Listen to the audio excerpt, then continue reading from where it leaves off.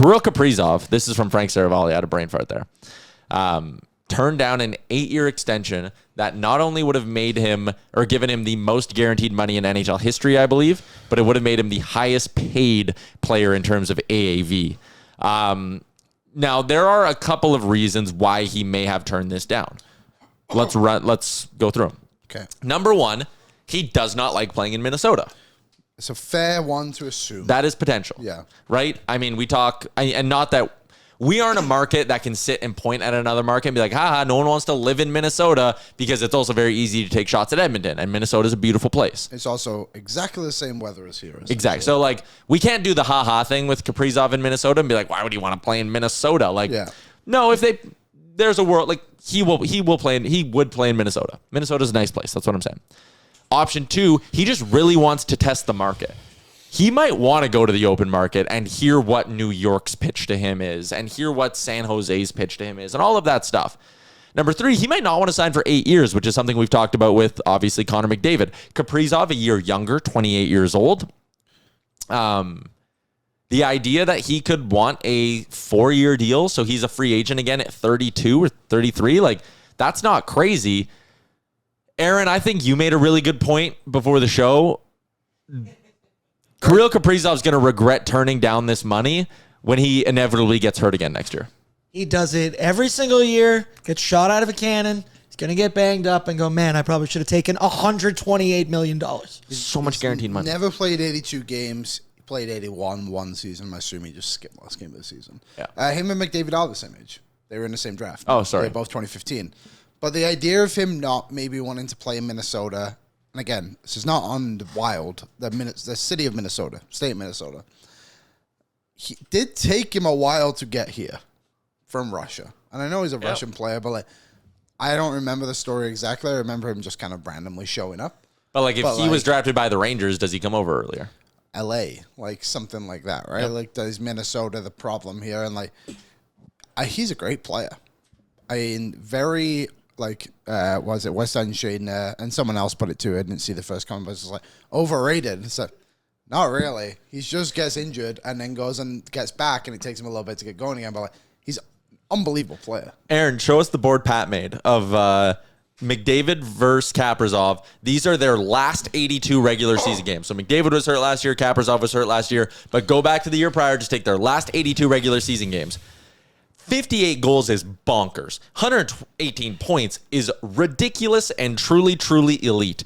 And again, he started to get some help in Minnesota, but he hasn't always had it. Matt Boldy is 24 years old, really coming into his own as a solid NHL player. I like Rossi, don't love Rossi. Joel Eriksson-Ek is really good as well, but like, Kaprizov doesn't have a Draisaitl running shotgun with him. I mean, I would assume too during his tenure, there has been no other 50 goal scorer. No. Like, he would be the only one. So best defenseman's Brock Faber in terms of puck moving. Like, yeah, like, who's really good. He's really good. Again, Minnesota. He's a top 10 player in the NHL, even though he's a winger. Yes, the only reason I hesitate is he a top 5 player in the NHL? I would be open to that conversation. Like, he is undoubtedly in the 5 to 10 range, and he might be in the top 5 range if he stays fully healthy for a full season. So the idea that his next extension makes him because we're going to get to the point here with the cap continuing to go up a little bit like we're in the NFL. Every quarterback is the new highest paid player. Every single quarterback is the new highest paid player of all time.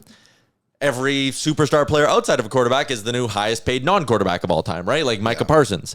We're going to get to that point with the NHL. We're just when Kaprizov, like whatever McDavid signs for, I think. If McDavid signs for 17, when Matthews is a free agent, he'll just get 18. And then when the next superstar, it'll be McKinnon or McCarr. Like, he's the next highest. Then Hughes is the next highest. Like, it'll keep going up like that. I really do believe we're going to get to that point in the NHL where the reference won't ever be total dollars. The reference will be percentage of the cap. And guys who are the true elite superstars will sit there and go, I want the whatever percentage of the cap that McDavid got on his deal. Yeah. Kaprizov's in that upper echelon. This is the whole point I'm making of he deserves to ask for and become the new highest paid player in terms of total dollars. Do you think all these players, and when I say all, McDavid, Eichel, Panarin, honestly, Kaprizov, obviously, Adrian Kempe, do you think the reason none of them have signed yet is because they're just waiting for one domino to fall? and to be like, I'm better than him. I deserve more money than that guy. You know what I mean? Like, maybe that's why McDavid, in a way, is not signed yet. Because he's like, well, I want to see what Eichel gets. Yeah. Because I'm better than Eichel. Or Kaprizov, whatever. Like, I wonder if that's... I never considered that before. I wonder if that's a wrinkle in all of this. I do wonder if there's not a little bit of a holding pattern here. And, like, is McDavid sitting there going, okay, I'm going to wait for Kaprizov to sign? Like, is there this waiting game? Maybe that's what Kaprizov's waiting for. Is like, okay, I want Connor to sign his short-term $17 million a year so that I can sign my short-term $15.5 million a year. Then in 3-4 years, what's that smell? Is it delicious or is it something burning? Okay. All right. Stand down, everybody. Reese, if you see smoke. There goes the clip. Yeah, there goes the clip. What was I saying? I'll just restart. But also, too, when was the last time we saw a class like this, a free agency class? It's a loaded free agency class. Like the 10th, like, so this is on Puckpedia right now. This is the top 8 players based off points last season That are pending UFAs. Pending UFAs. Connor McDavid, Kyle Connor, Jack Eichel, Artemi Panarin, Martin Necas, Alex Ovechkin, Adrian Kempe, Anze Kopitar, even a little bit further down, like Alex Tuch, Nick Schmaltz. They're not going to affect it. Like Kirill Kaprizov is 12 on this list, for example. It's going to be very, very interesting over these next couple of months because we're going into the season, and there's a few of these guys, maybe McDavid, that have not signed deals yet. I'm very curious to see how this kind of all plays out, and I honestly think they're just all waiting for each other. The more that this Kaprizov news has just kind of sprung that on me. So I don't, you know what? If I had to, like, I'm thinking about the holding pattern thing while you were talking there. I don't think McDavid's waiting for anybody. But yeah, he's probably the one that isn't waiting. I think maybe he's not waiting, but I think he's looking at what Eichel's doing. I think he'd be the only one. Maybe Kaprizov too, but Eichel and McDavid obviously have the history of being drafted. But do you think McDavid gives a shit if Eichel gets $500,000 more than him? I think he gives a shit in the sense of... If McDavid cared about making some sort of landmark, I'm going to be the highest paid player, most money ever, he'd be talking about an 8-year deal, and he's not. That's true. So, like, I don't think McDavid cares about where his AAV ranks. I think he feels some pressure from a PA side to, like, get a lot of money and, like, set the market for his fellow players. But I don't think Connor McDavid is sitting there being like, I need to wait to see what Kaprizov signs so I can get $500,000 more in AAV.